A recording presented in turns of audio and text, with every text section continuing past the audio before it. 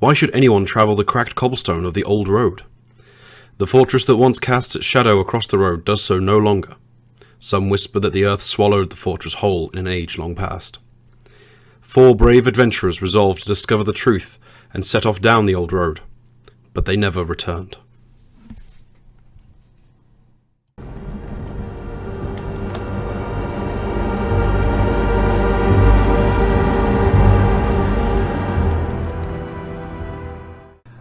Hello, I'm Game Master Pope, and today I'm going to be talking to you about the Sunless Citadel. Firstly, I want to go back about 2 decades to where I just started my D&D adventure, and a friend of mine said that he really missed playing D&D from when he was in university, having never played it, but being very supportive of my friends, and keen for more things to do in my time.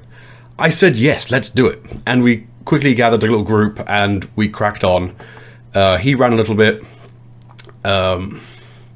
but I very quickly, through a fair bit of insomnia and hyperfixation, got very, very into the 3rd edition system. I very quickly got the bug to run myself, and I ran some terrible, terrible games. Absolutely just god-awful, dreadful things. But one of the first things that I did run was the Sunless Citadel, and that completely changed the trajectory of my hobby. So the Sunless Citadel was the very first adventure released in the year 2000 for 3rd edition D&D. It was the first adventure for 3rd edition D&D, so it really had to set a tone, as it would be introducing new players to the game, as Wizards of the Coast had taken the IP in 1997, and it was also to draw in any 2E players. The Sunless Citadel was written by Bruce Cordell, and the cover art was done by Todd Lockwood, who was just the dragon guy for D&D. As I got into the hobby, you overwhelmingly just saw this all the time, and it was just absolutely beautiful, and I could just spend ages going on about this and this and this, and they're all just beautiful. Now, the interior art was done exclusively by Dennis Kramer, and he had to follow the impact that the cover art done by Lockwood delivered. And I want to just point out that, once again, Lockwood did this cover, where you can see all the characters fighting up against a bunch of monsters in the dark, and it's this cool action scene. It's like, oh my god, stuff's going wrong.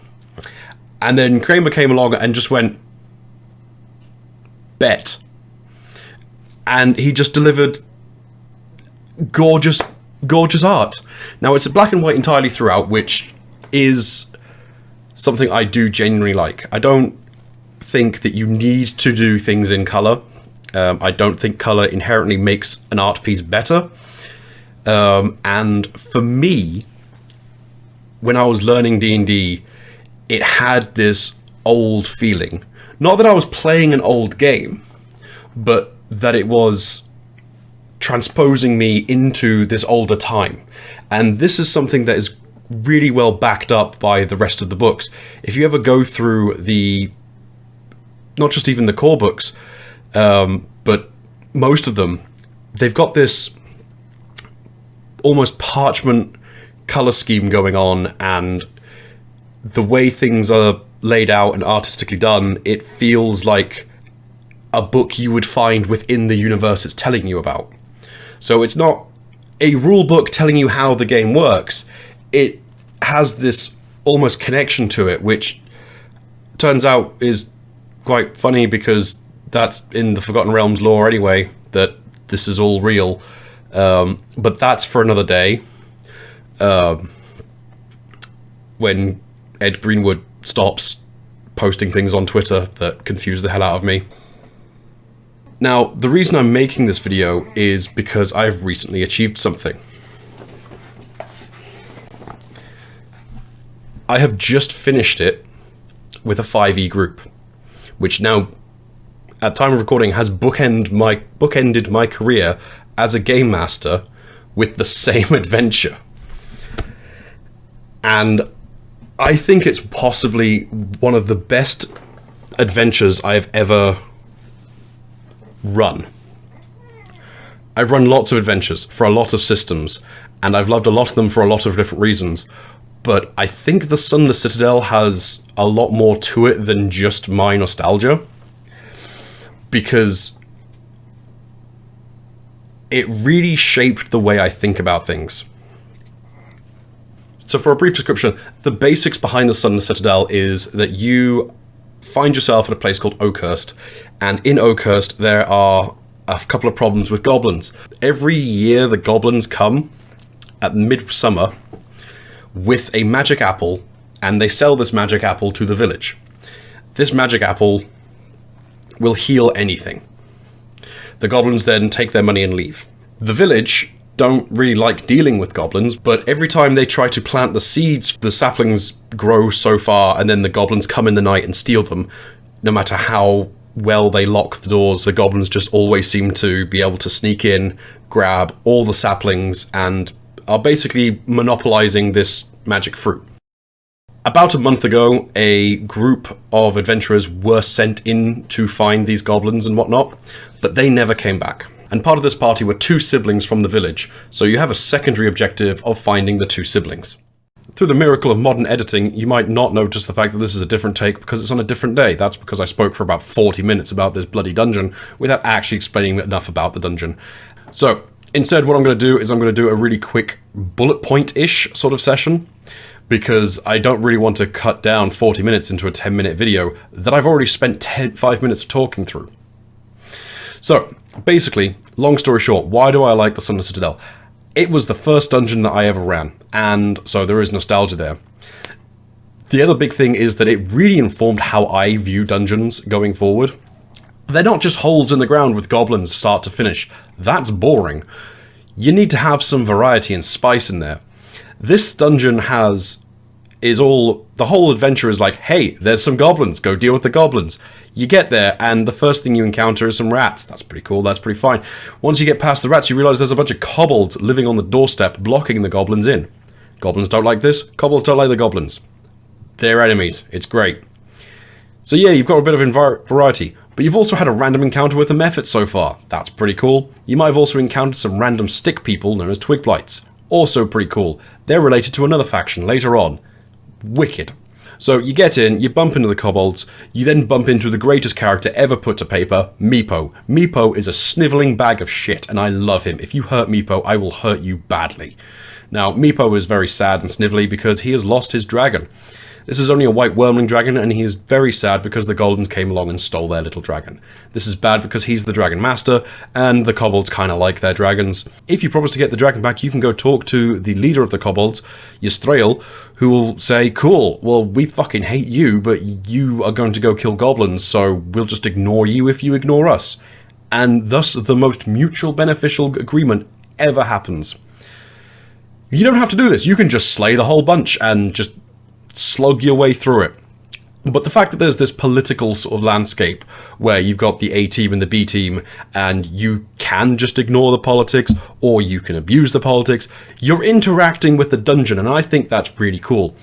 The next thing you do is you start going through the goblins, and the goblins really lay down the fire. They go, there's the first room you encounter is a door with a bell on it, which leads to a corridor with a bunch of caltrops. At the end of this long corridor covered in caltrops is a short wall behind which two goblins have short bows and are just popping shots at you.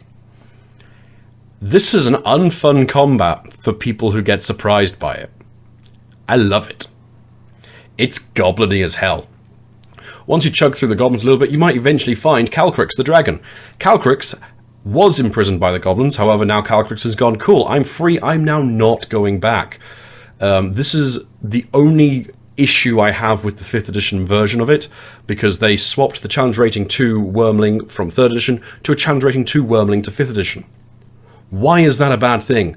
That is a bad thing because no one really thought about what those things were. In 3rd edition, challenge rating 2 Wormling had a breath weapon that did a d6 reflex save for half. That's not bad. That's fine for level 2s. In 5th edition, it's a constitution save for half, and it's 5d8 cold damage. So, what the hell?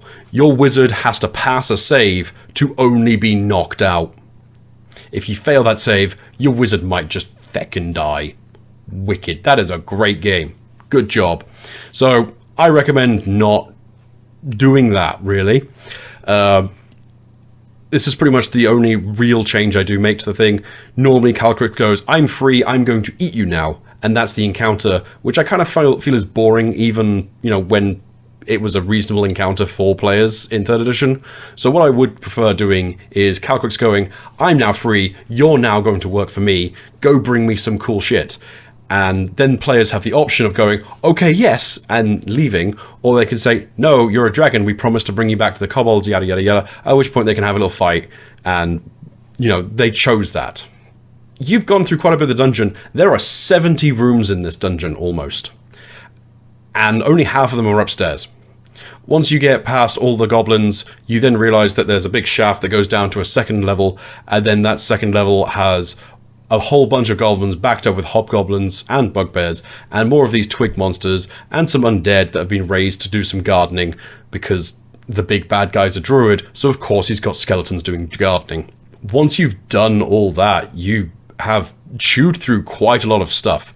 As I said, it is 70 rooms, it is 3 levels, and it's like the first 3 levels of the game as well. It is not a lot. So once you get to the end of the dungeon, you're then presented with the whole big bad guy at the end, who really wants to grow this tree that he found across the entirety of the plains. And it's a pretty cool tree, I'm not going to lie. I may have mentioned earlier that it has a magic fruit, but that's kind of like a by the by. The secondary property is that every other period of the year, so summer, you get the cool healy fruit. Winter, you get a cool fruit that just kills people outright, which I love. The tree itself actually has grown out of a stake plunged through the heart of a vampire long ago, which is metal as hell. So you're in this dungeon, and it's got goblins, it's got kobolds, it's got mephits, it's got some elementals, it's got some undead, it's got some plant monsters, and now it's got the referencing of a vampire. This is just awesome. This is how I see dungeons now. They're not just goblins all the way through. It is an interconnected social thing. And I think that's just a very important way of doing dungeons. I'm very grateful for this adventure, for giving me this opportunity.